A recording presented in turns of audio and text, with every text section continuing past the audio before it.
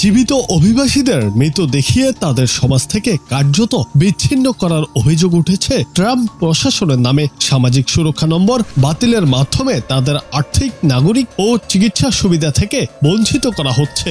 মানবাধিকার সংগঠনগুলো একে নতুন ধরনের বৈধ নিপীড়ন বলে আখ্যা দিচ্ছে। সাবেক মার্কিন প্রেসিডেন্ট জো বাইডেনের সময় চালু হওয়া একটি অস্থায়ী অভিবাসন কর্মসূচির আওতায় এরই মধ্যে যুক্তরাষ্ট্রে বসবাসকারী 6,000-এরও বেশি অভিবাসীকে মৃত হিসেবে তালিকাভুক্ত করেছে ট্রাম্প প্রশাসন। এর ফলে বাতিল করা হয়েছে তাদের সামাজিক নিরাপত্তা নম্বর, যার ফলে তারা চাকরি, ব্যাংকিং কিংবা সরকারি সুবিধা থেকে বঞ্চিত হচ্ছেন। ট্রাম্প প্রশাসনের পক্ষ থেকে বলা হয়, এই পদক্ষেপের উদ্দেশ্য হলো যুক্তরাষ্ট্রে এসব অভিবাসীর বসবাস কঠিন করে তোলা এবং তাদের স্বেচ্ছায় নিজ দেশে ফিরে যেতে বাধ্য করা।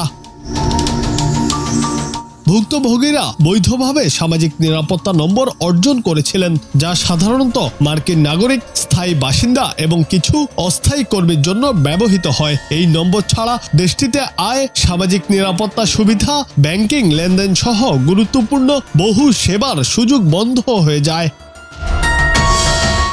সম্প্রতি যুক্তরাষ্ট্রের হোমল্যান্ড সিকিউরিটি বিভাগ এবং ট্রেজারি বিভাগ একটি চুক্তিতে পৌঁছেছে, যার আওতায় অভিবাসন ও শুল্ক প্রয়োগ সংস্থার সঙ্গে অভিবাসীদের ট্যাক্স সংক্রান্ত তথ্য ভাগ করে নেওয়া হবে। এর মাধ্যমে অভিবাসীদের নাম ও ঠিকানা ব্যবহার করে তাদের ট্যাক্স রেকর্ড যাচাই করতে পারবে সংশ্লিষ্ট সংস্থাগুলো। এই সিদ্ধান্ত ঘিরে ব্যক্তিগত তথ্যের নিরাপত্তা নিয়ে গভীর উদ্বেগ দেখা দিয়েছে। এমনকি এই বিতর্কিত চুক্তির জেরে পদত্যাগ করেছেন মার্কিন রাজস্ব বিভাগের ভারপ্রাপ্ত কমিশনার মেলানি ক্রাউস।